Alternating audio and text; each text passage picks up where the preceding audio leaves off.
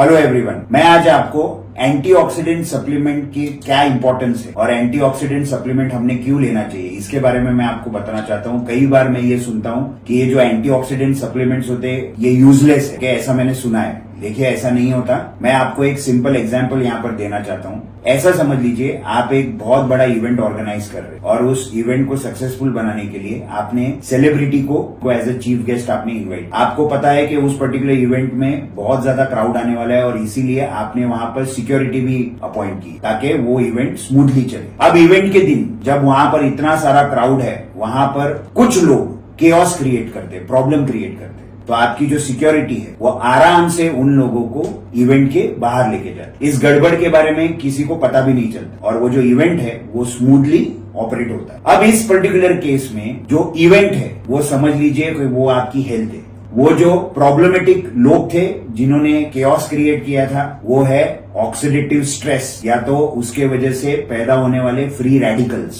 आप ऐसे समझ लीजिए। और जो आपकी सिक्योरिटी थी वो है आपके एंटीऑक्सीडेंट्स। हमारे बॉडी में रोज के बेसिस पर ऐसे ऑक्सीडेटिव स्ट्रेस क्रिएट होते हैं जिसके वजह से हमारे बॉडी में फ्री रेडिकल्स क्रिएट हो सकते हैं और जिसके वजह से वो हमारे बॉडी को बीमार बना सकते हैं। अब ये जो ऑक्सीडेटिव स्ट्रेस है ये हमारे बॉडी में कौन से रीजंस की वजह से आ सकते? First reason is pollution. Okay, तो आप देखते हो कार्स का पोल्यूशन, फैक्ट्रीज का पोल्यूशन, या आप देखते हो। Second reason could be illness and infection, उसमें वायरस, बैक्टीरिया इन्फेक्शन आ गया। Third reason is improper diet. Improper diet में हो गया जंक फूड या तो हाई शुगर प्रोसेस्ड फूड्स, ये आपने देखा। Fourth reason is exposure to radiation, like for example x rays. Fifth reason is smoking and alcohol consumption, okay, जो आजकल आप देखने लगे हो कि काफी कॉमन है। Sixth reason is aging process. तो हम देखते हैं हर साल हमारी एज बढ़ती है और एजिंग प्रोसेस एडवांस होती है जिसके वजह से डीजनरेटिव चेंजेस होते हैं body. Seventh reason is certain medications and pesticide. Okay, तो कुछ मेडिसिन है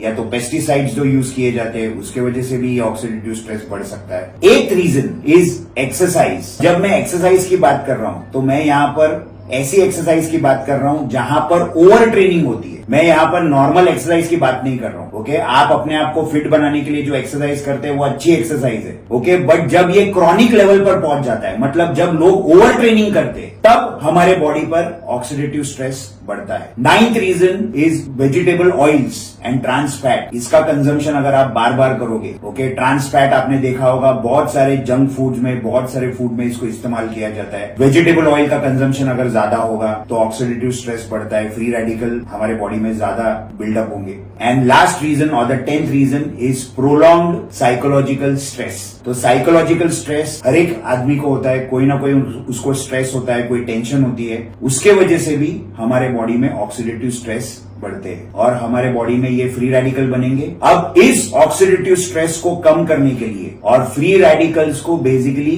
बॉडी में से हटाने के लिए, ताकि हमारी हेल्थ अच्छी रहे, हमको एंटीऑक्सीडेंट्स लेना बहुत ज्यादा जरूरी। So antioxidants like vitamin A, vitamin C, vitamin E, they are very, very important. Remember this particular word ACE, ACE. In short, antioxidant supplement लेने से हम लोग क्या करते हैं? We are providing an army to our body. और ये जो आर्मी है ये हमारे बॉडी को बीमार करने वाले एनिमीज को बॉडी से दूर रखते, ये हम कर, और इसीलिए एंटीऑक्सीडेंट सप्लीमेंट्स जरूरी। Thank you so much.